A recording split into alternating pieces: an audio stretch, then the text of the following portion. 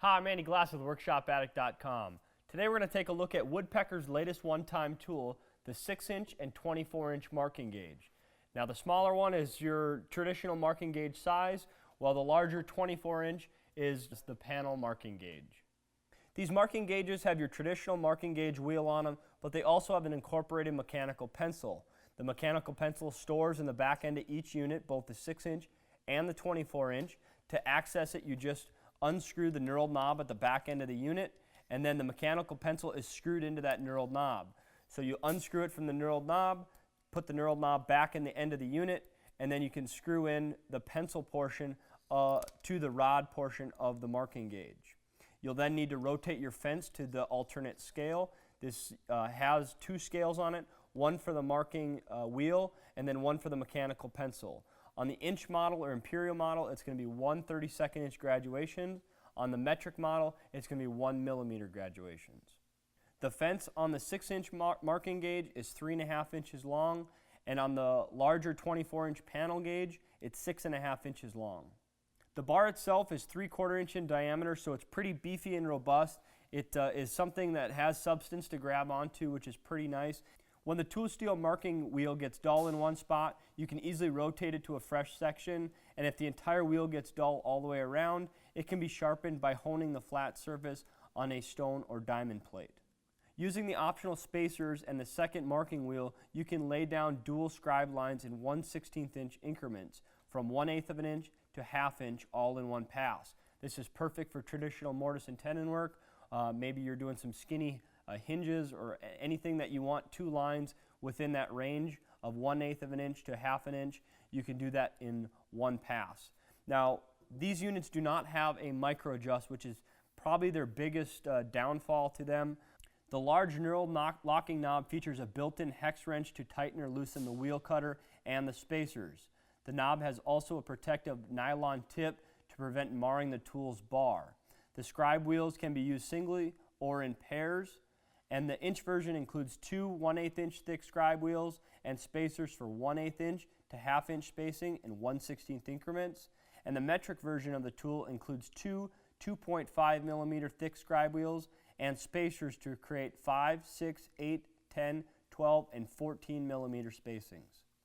To raise and lower the mechanical pencil or the lead portion of the pencil, you simply turn the dial clockwise to extend the lead more, and then counterclockwise to bring the lead back into the bar.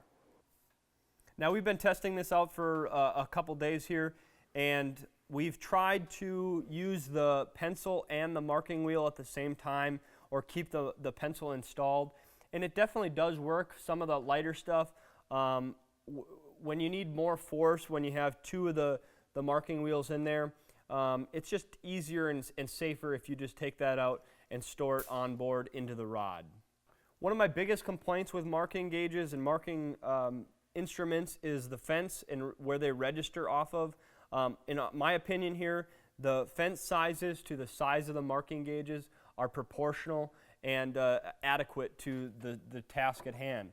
When you increase to the 24-inch panel marking gauge, the fence increases as well, and we found that they have enough registration and guidance along there.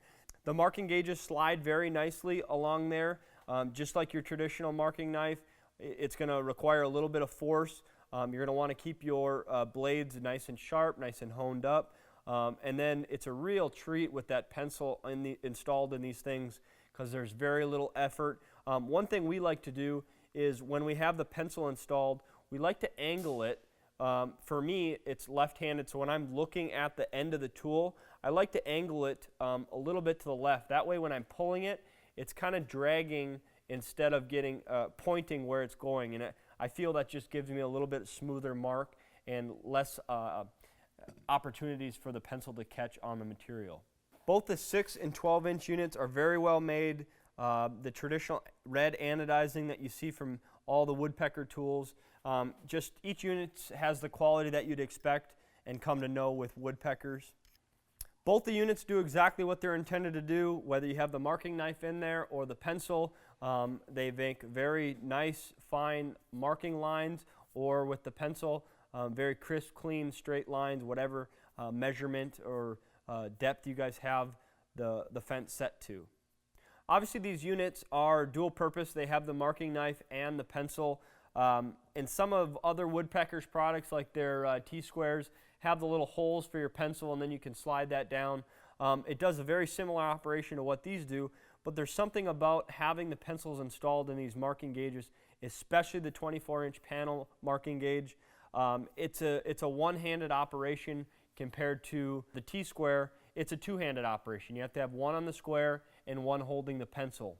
Not to say that one is more accurate than the other. They're both very accurate, but I feel that this is it has a really good feel and efficient way to use it.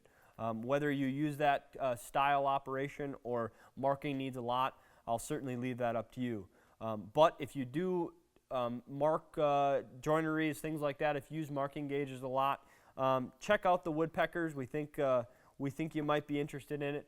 Again, the big drawback to this is it doesn't have a fine or a micro adjust to it. But again, with the high precision laser engraving and the spacers, it's going to be spot on with what you need. Let us know below what you guys think of the latest Woodpeckers OneTIME tool.